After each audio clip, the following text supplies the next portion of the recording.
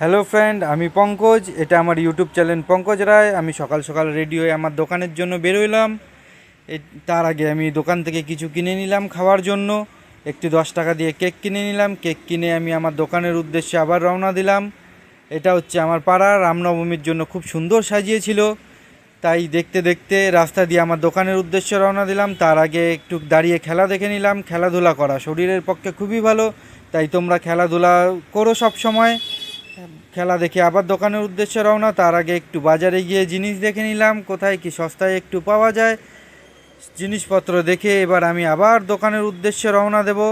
এই আমার দোকান রয় গিফট হাউস। এখন এটা খুললাম, খুলে এই যে আমার দোকান, এটা ছোট্ট পাড়া একটি দোকান, সুন্দরভাবে সাজিয়েছি। তোমরা অবশ্যই এসো, তোমাদেরকে স্বাগত আছে আমার দোকানে। তোমরা আমাকে সাপোর্ট করো, সাবস্ক্রাইব করো, তার জন্য অসংখ্য ধন্যবাদ।